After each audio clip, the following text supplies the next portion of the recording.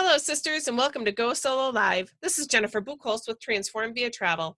It's time to sit back, grab a cup of coffee, and enjoy my conversation with Katrina McGhee as she shares about her 20-month journey around the world. Welcome to Go Solo Live. Don't you mean go solo live? Have you ever been asked, why on earth would you travel alone? Go Solo Live not only answers that question, but celebrates life as a midlife solo traveler. This is a safe place for women to come together to reminisce about their travels, encourage others to travel, and to dig into the real lessons learned from these journeys. Now join Jennifer Buchholz with Transform Via Travel as she and her guests share stories of the solo travelers of midlife women. Joining us today is Katrina McGhee. Welcome, Katrina. Hi, thanks for having me, Jennifer. I'm so excited for you to start sharing your story with everyone today, and it is quite impressive. You actually were recently written up in some big name magazines, yes? Yes, I was. My story was featured in Forbes recently, so that was pretty exciting. So let's talk about what story do you have to share with the world that is so interesting to Forbes? Yeah, so for the feature in Forbes, it really focuses on me making big stuff happen. So the two sort of big things that I did in my life over the last 10 years is I decided to leave my very corporate job that had a great paycheck and lots of great benefits. After getting my MBA, I decided to quit that and go find my happiness. So I ended up taking a 20-month career break. Once I decided that was what I wanted to do, I had $1,500 in my bank account. So over the next 18 months, I saved $40,000 and put it away, quit my job, and just started traveling, which was amazing. And then I came back from the career break and decided my new big goal was going to be to pay off the remaining $42,000 in student loans that I had acquired getting my MBA. And so I decided to go back to corporate. And went back to corporate, and 22 months later, I have become debt-free and paid off the last of those student loans. So yeah, that was sort of my story in a nutshell. Okay, well, that's a wonderful overview. And I think there's some people who would probably be listening right now with their mouths wide open because it's quite an impressive story. So let's start off with, how old are you right now? Yeah, so I'm 38 right now. Okay, so when did this journey start for you? Yeah, so I actually physically quit my job and took off in 2013. So I was about 31 at the time. And then I was gone for 20 months. So I came back around, I think I was 33, turning 34-ish when I decided to go back into corporate and started working towards my big goal. But yeah, I began my around the world adventure at age 31. And my story is that you might be thinking, oh, well, maybe she traveled a lot before, but actually I was like 29 years old, had never traveled abroad, and desperately had wanted to for a really long time, but it always felt impossible, right? Like it felt like, but it's too hard, or it's too expensive, or it's too something, and I'll do it later. And then at 29, I was like, oh my gosh, like when is this going to happen for me? And so when I decided to go to business school, I purposely picked a business school that had an amazing international program. And I knew that it would be harder to not go abroad than it would be to stay put. So I tried to put myself in a situation where I was stacking the odds in my favor. And then that worked magic. And I did a whole lot of things over those 2 years in my MBA program, and it was amazing. Okay. So, when you started your MBA, you knew you wanted to do travel, but you weren't quite ready to quit the world and give that all up for travel. You were still working through a career path. Yes. Yes. So I I remember this quite well. I was in the middle of my 2 years at full-time business school, and I read Eat, Pray, Love for the first time. And I remember thinking how magical her adventure seemed. And it planted a seed for me, but it felt very unrealistic, right? Like here I am acquiring tens of thousands of dollars worth of debt. I'm probably not going to go quit my life right now and go travel, but there was a part of me that really connected to the idea of it. And so the seeds were planted then, but it wasn't until I was in a corporate job. I had been in that corporate job for about eight months at the time. Okay. And I just felt really stuck and sad. Like I was crying sometimes on my way home in the car, just feeling like the best of me is not coming out here. This isn't what I want to be spending my time doing. And so I was really struggling. And I think at that point, I knew I needed help. So I got a life coach. And it still took me several months of working with her to realize this dream of taking a career break. But I have to credit Elizabeth Gilbert with planting some seeds that over the years had started to take shape and bloom. I think she gets a lot of credit from a lot of people. Let's be real. The idea of eat, pray, love, and what's more important to me, I know there's a lot of people who've gone on this eat, pray, love journey, and that's great. Like, don't get me wrong. But I think what's more important is the idea that she created her own journey. And I hope the inspiration that comes from that is, in fact, whatever that journey is for each person is what we should be focusing on crafting, not to just mimic the journey that she took. Absolutely. And I think she gave me permission to dream, right? Like, her story was like, first of all, it was just cool. And I was like, oh my God, I would love to do something like that. Maybe not exactly that, but something like that.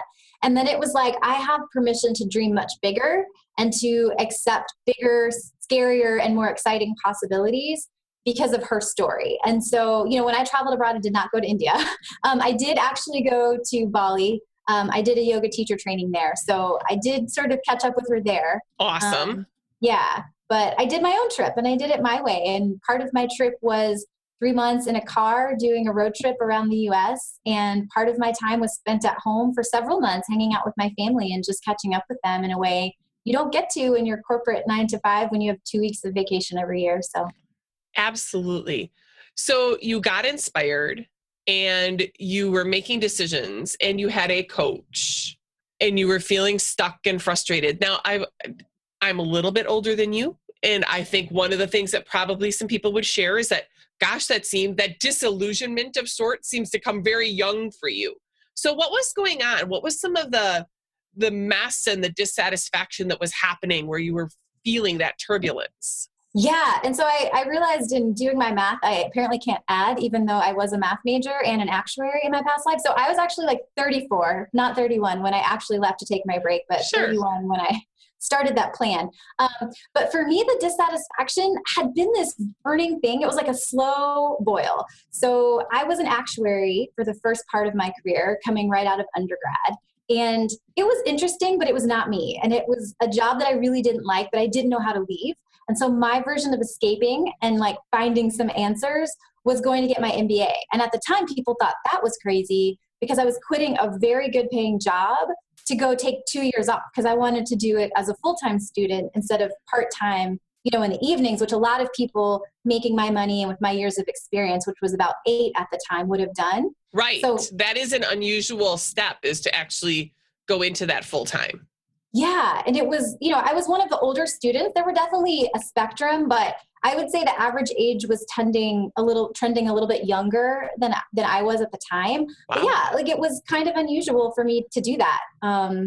But so we'd already started, right? There's some dissatisfaction there. And I thought this was going to be my silver bullet. And I graduated from my MBA program and I started out here in Minnesota working for General Mills, which is a great company. And it's a job, many people would be super excited for. And I was excited for it. But I think I was trying to find something that no corporate job could give me. And I found that the culture at that company was even more corporate, right? It was even more corporate than the world I had known before. And so it was like magnifying all the stuff that wasn't inherently me and that I didn't like. And I just felt really sad because I felt, who has the answer for me? Like, I didn't know how to find it in myself. And I was looking for others to like tell me what I needed to do, but like no one that I knew had done anything like this. And so I just felt really stuck. Like, I looked ahead and I thought to myself, like, oh my God, I was like 31 at the time. Is this going to be the rest of my life? And the answer was like a weeping, please, no, don't let this be the rest of your life. But I didn't know how to change it. Okay. So what was there you came up with a deliberate plan. Like, you didn't just say there's a final straw and I'm out, but you came up with a very structured, deliberate plan of how you were going to make this happen for yourself. You want to share a little bit about how that came about? Yeah, absolutely. So I past actuary. I do love my spreadsheets and I do love a good plan. I find I'm up for taking risk, but I like to evaluate things and I like to sort of have a safety net of sorts when I take big leaps. So for me, it was like, okay, if I'm going to do this, if I'm really going to do this, it might be the only time I get to, right? I want to do it justice. I want to do it right. And so I had the most amazing time just daydreaming about what my ideal break would be. And like, where would I want to go? What would I want to see? What would I want to do? But also I added a layer of what is it that I need this break to do for me? And so part of what I needed was to like find my spark because it was gone. It was lost. I had no hobbies anymore. I didn't really feel like I knew myself. And so part of it was like the act of self-discovery, right? And reigniting that spark for life that had blown out several years before. And the other part for me was about recovery. I did feel burned out, even though, I was like mid-30s and that's not, like I could have kept going. A lot of people do, but I just felt tired of the grind and that I wanted a different pace. And so for me, it was kind of like knowing exactly what I needed to get out of it and what I would have loved to do. And then marrying those two together to figure out what is my perfect, realistic, and also exciting career break look like. That is amazing. So you're really pulling it all together. And this is something that I like to share with people. So you have this idea of this is my dream. And you allowed yourself the time and space to even daydream about what are all the possibilities and what might they look like and why. Yeah.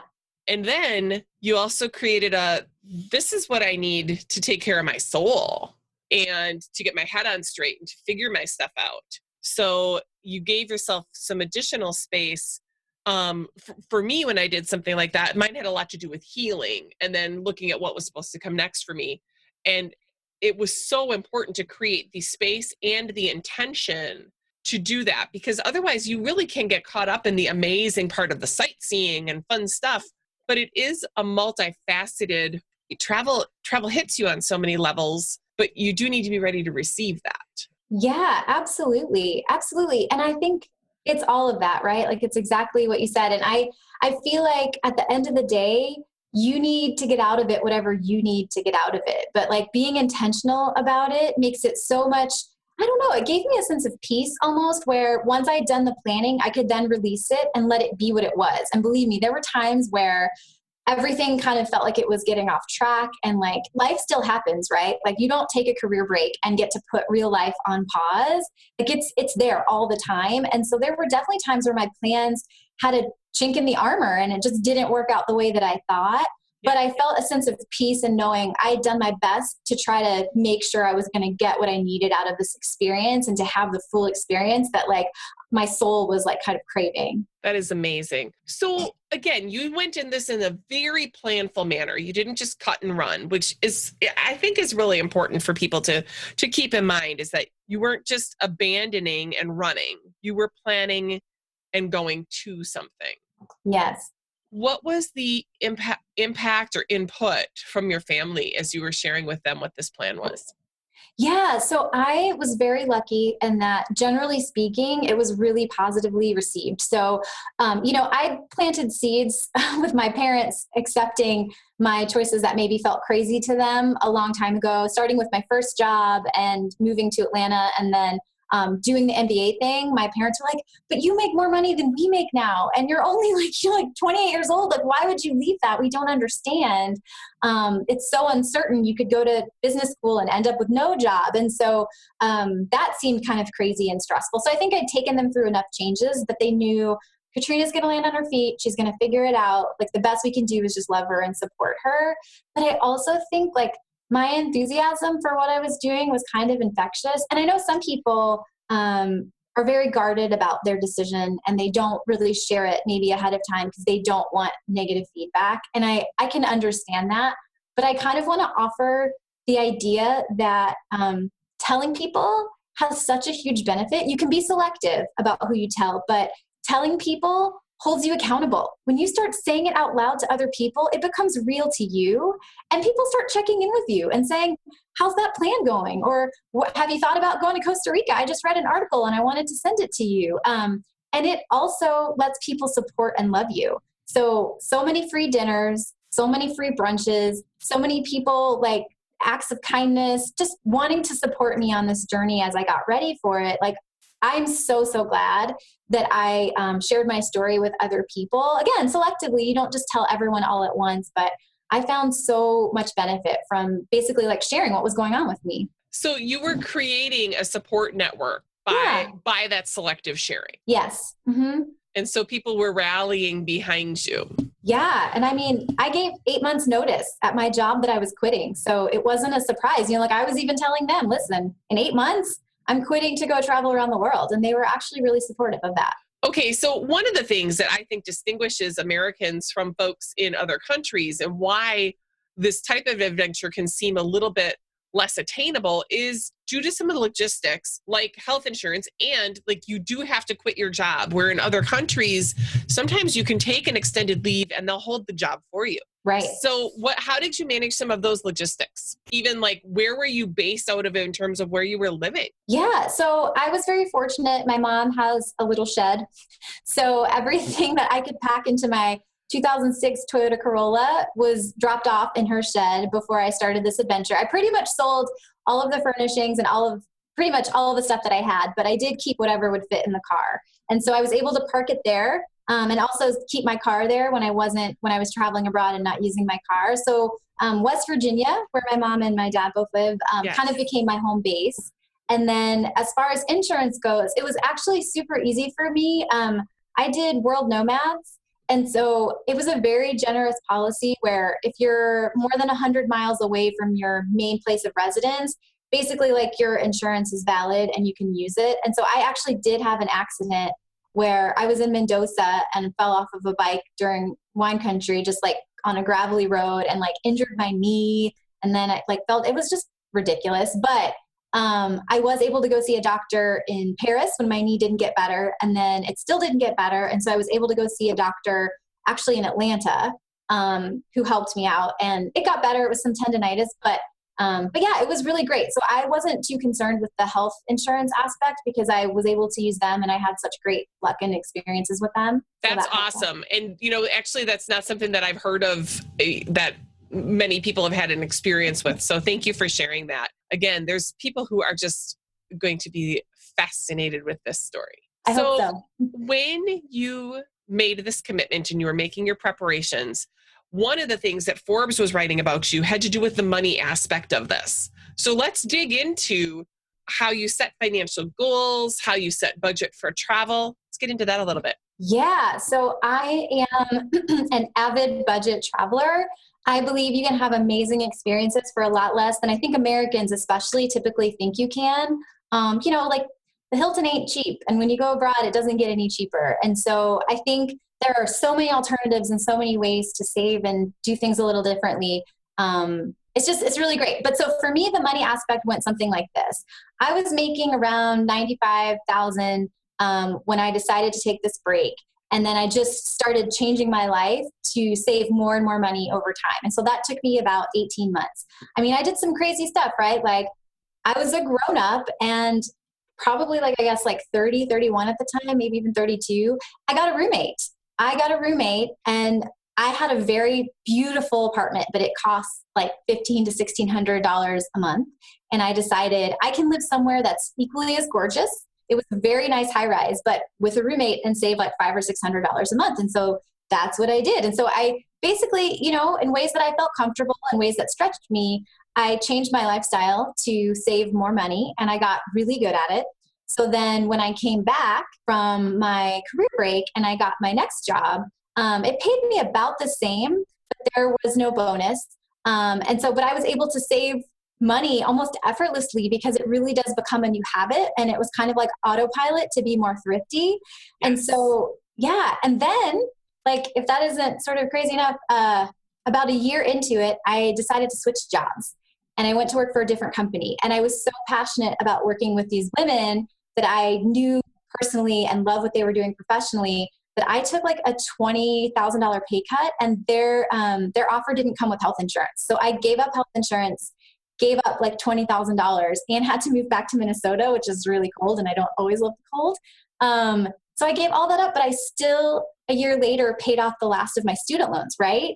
So it's really like having those habits that were really aligned with living a free life, but like consciously deciding how I was spending my money allowed me to make all of these choices. It allowed me to go on a break. It allowed me to take a job that paid less money. It's allowing me now to transition into full-time life coaching instead of working in my corporate job. And so it's so much has come from that. It's amazing. It's changed my life. And when it comes to travel specifically, I basically tried to think about it generally in planning terms. How much do I think I would spend per day in each of the countries I was going to visit? And I would just base a rough budget off of that number. And I found out that I originally planned to take 12 months off, and it became 20 because I overestimated what I was going to be spending. I'd become so good at saving money that I had 8 months more money to travel. So I kept going. But yeah, I love budget travel, and I'm not afraid. I did the homestays in Vietnam, and I had Airbnbs in France where I was doing my own bathroom and bedroom, but in a house or an apartment with other people. So I definitely mixed it up. I had a few nice hotels in there too. But yeah, I was just doing all kinds of things, having fun and saving money when I could and splurging when the occasion called for it. So I really want to take a moment and let everybody really hear what you just said there. So first of all, you made lifestyle changes in advance to allow you to not lower your standard of living, but lower your expenses. Yeah, right? That's a great way to put it. Yeah. It's a huge, now I'm a fan of roommates. I'm actually older than you, and I do have roommates as well because I don't have any housing expenses when I have roommates. It's amazing. Financially for me, this is a wonderful choice, but it's not the right choice for everybody. This is also about figuring out what you're comfortable with. But part of it is to sit down and say, so if I needed to come up with an extra $1,000 a month because I wanted to save for travel and I want to do big travel, you either have to cut expenses or you have to make more money. And either way, it works. Just having a plan and then working the plan. You come from a numbers background, so it does work even better for you to run in that circle. Yeah, and I definitely had a budget. So that was one of the things I tell everybody this, especially the clients I coach around money. Most people don't track what they spend, and they find it to be a little overwhelming or maybe pointless or just kind of fear-inducing. But it's like you can't change what you don't know. Mm-hmm. And I discovered so many things about myself just like in a non-judgmental way, tracking what I was spending to be informed. And then I got to make decisions like, hey, Katrina, literally you're spending $700 a month at the grocery store because you're obsessed with Whole Foods and you impulse shop. Do you maybe want to find some ways to cut that down? Yes, I think I do, Yes, exactly. And no judgment. I like that you said that. It wasn't like I should or I shouldn't. It's also saying, though, when you have that travel goal, you can say, so I can either go to Starbucks every day, or I could do an amazing adventure and excursion when I'm out traveling somewhere. What's more important to me? Absolutely. And you get to make that choice every day because sometimes that Starbucks might win and that's okay. But then maybe 4 out of the 5 days of the week, it doesn't. And then you save more money, Exactly. And it makes such a difference to take control of that ahead of the game rather than be reactive. I don't think it's a good idea for anybody to travel in a way that's going to put them in a less of a financial position. Yeah, for sure. That is so exciting. So you have created such an opportunity. So you know that you're financially set. You know that you have the budget. Tell us about where you started. I really want to know, where did you start on that travel? Where'd you go? Yeah. So the very first thing I did was pack up the car and do a 3-month road trip around the US. So I literally drove from Minnesota to West Virginia, dropped off all of my stuff, and Mom said, thanks, Mom, and then hit the road from there. And so that was 3 months. And I calculated it out. I spent out of every 3 nights, 2 of those nights I would spend with friends, and 1 night was sort of on my own. So like financially, that was even better than I had originally realized it would be. But I got to see so many people that I love but never really get to see anymore, and connect with people who had kids and they never have time to come visit you. It's not like they're just going to come fly to Minnesota for a weekend, but I got to actually meet their families and be a part of their life. And so kind of just in a big circle through the South and then over through Texas, and spent a lot of time out West because I'd never really explored. I'd never seen the Grand Canyon, never driven up the California coast. So that was amazing. And then right as that was ending, my mom actually got sick and she had to have her gallbladder removed. So then I kind of hustled home and spent about 3 months with her, kind of helping her recover, which was a huge gift. Like, a lot of people would feel like, oh man, was that a damper on it, whatever. But it was this huge gift because my mom was at home and I was at home, and like we would watch Grey's Anatomy and binge watch some shows and like just talk about life. And to be, at the time, like whatever, 34 or 35 years old, it had been so many years since I just like weeks on end hung out with my mom. You know what I mean? It wasn't the holiday rush where I come home for Thanksgiving and in 3 days I have to say everything I want to say and then you're gone. It was just like we had complete chill time to just hang out and have fun. And it was really, I will always be grateful for that time with her. It was such quality time.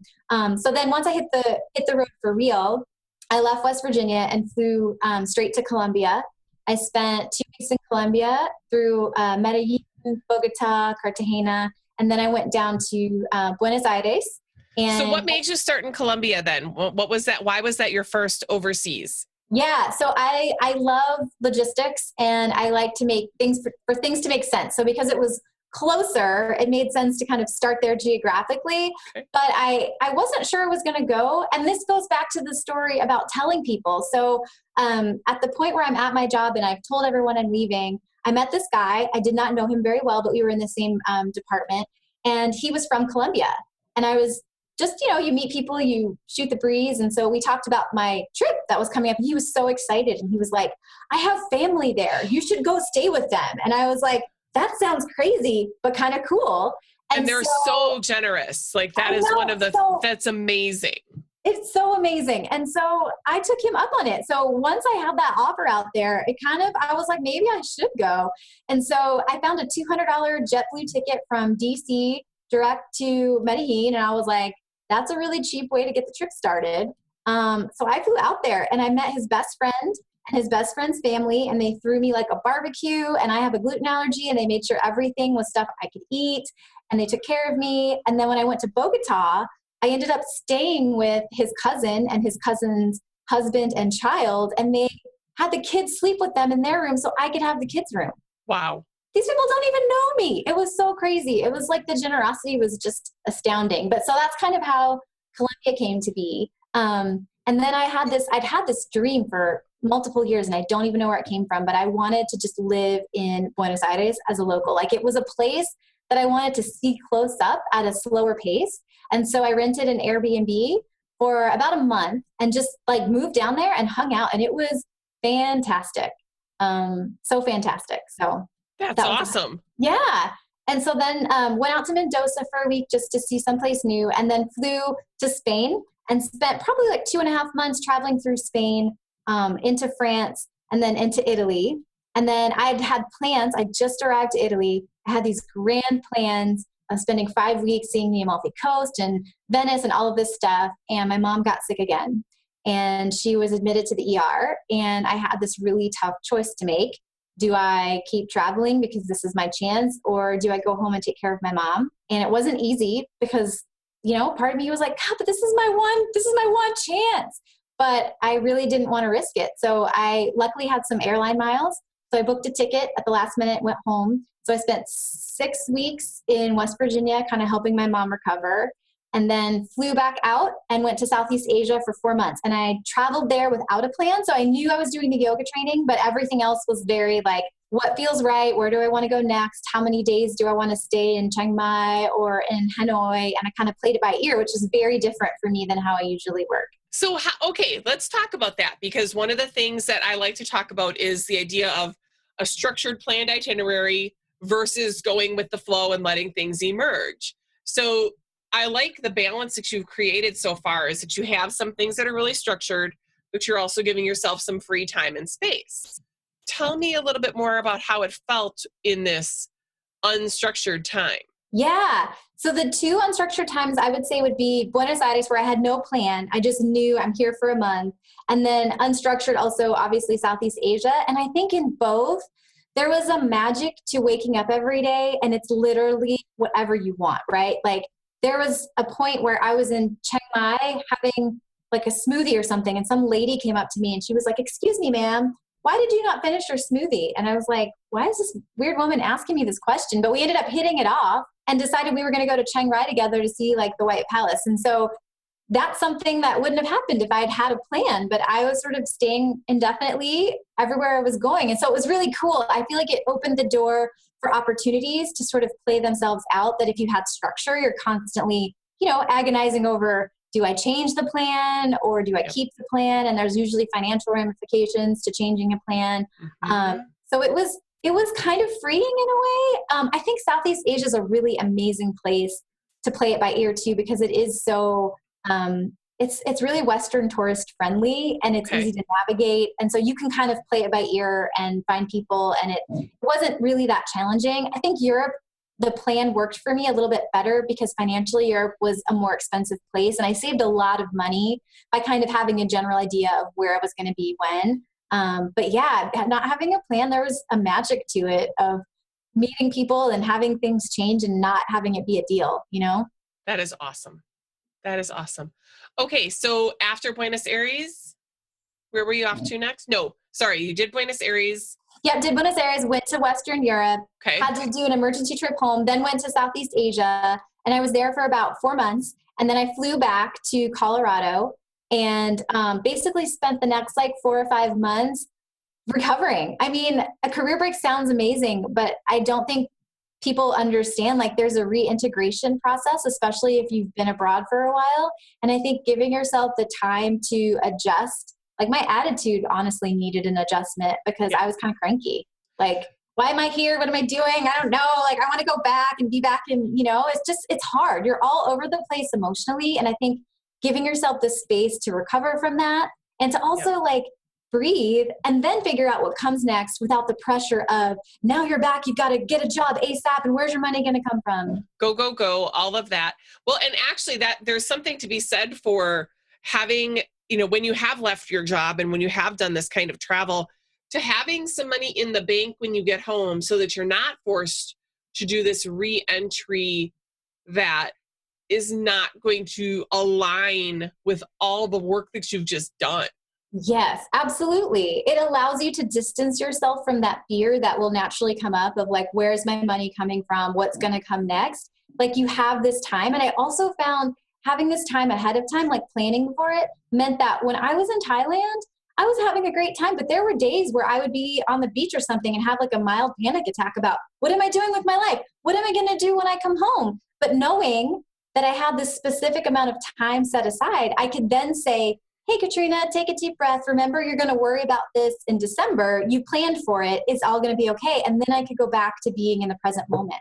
Absolutely. That's absolutely on track. This is beautiful. So as you've come out of this journey, you've made some other financial intentions that I want you to make sure to share, as well as some new career intentions.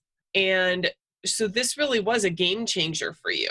Yeah, I think one of the biggest benefits from doing this is that I realized I'm capable of so much more than I thought. And it's up to you to create your story. I think a lot of times in corporate, you hand over the keys and say, you create the story for me.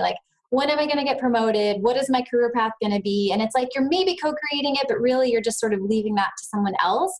And I didn't have all the answers, so I didn't know what to do. But then I took this break and realized I can design my life, right?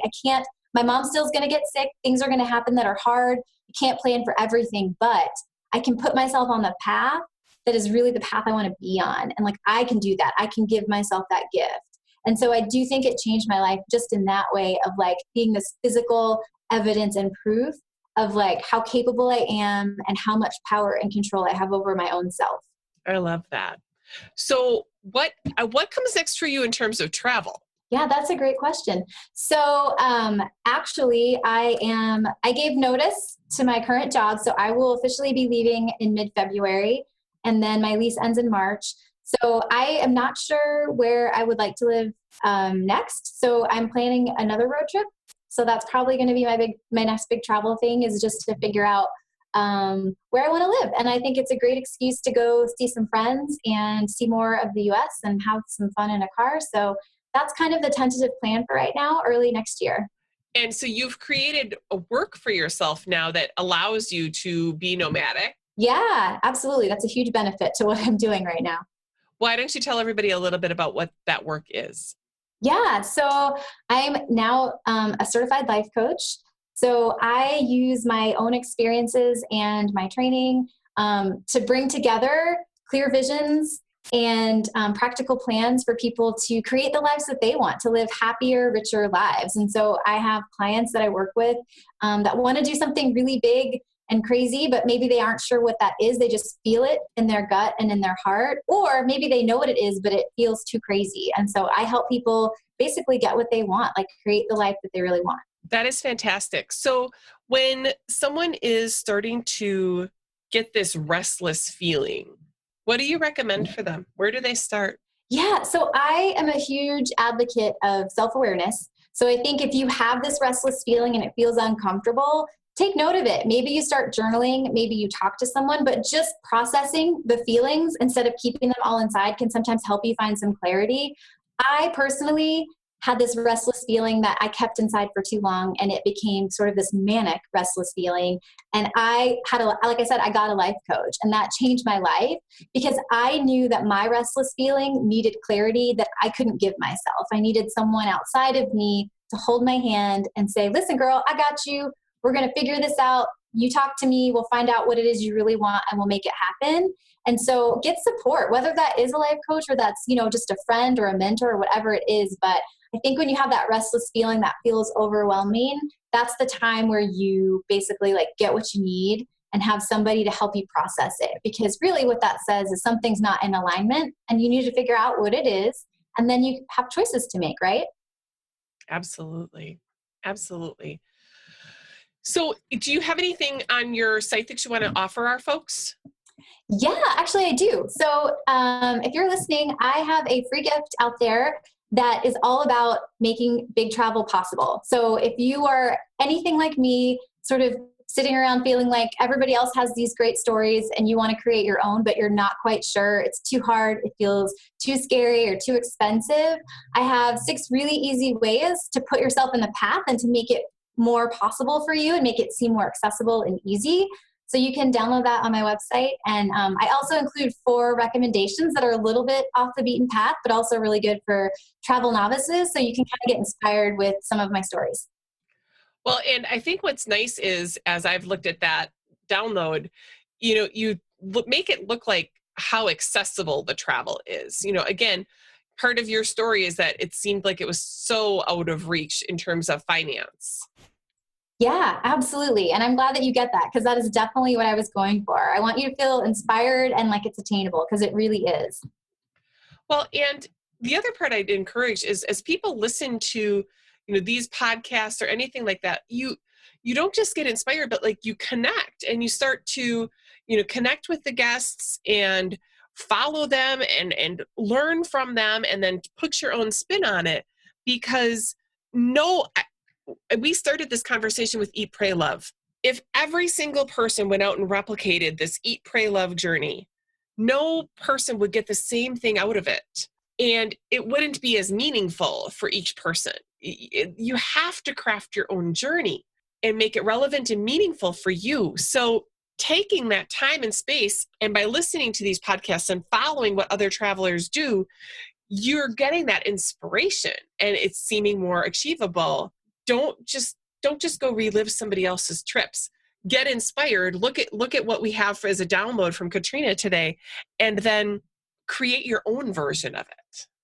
Absolutely. That's beautiful. I agree with that wholeheartedly. And I think it's amazing what you're putting out because part of the success of making a change is starting to surround yourself with possibility. And I think you sharing stories is reinforcing that it is possible instead of feeling like it's impossible. Like now they have evidence and stories that like it happens and you can do it. And I think that's amazing. Absolutely. And my mission with this podcast is to normalize solo travel. And the fact that you're out there doing it and then sharing your story and getting amazing publicity for this is so helpful. The more people that can really connect with that, the better. Agreed. I thank you so much for taking your time to share your story with us today, Katrina. Thanks for having me, Jennifer. It was fun. Wasn't it great to hear the stories that Katrina shared with us today? It's important to remember that travel is accessible. You just have to take the time to dream and to research and let people know that you're ready to go and you will find support coming from all sorts of unexpected places.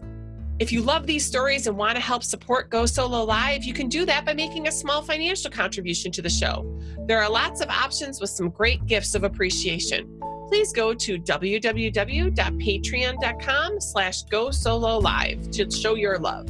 That's patreon.com. Well, we've reached the end of today's episode, but the conversation doesn't have to end there. Go to Twitter @GoSoloLive to see what else we're up to. And if you're interested in being a guest, reach out to me at Jennifer@transformviatravel.com. Until next time, remember, go solo, not alone.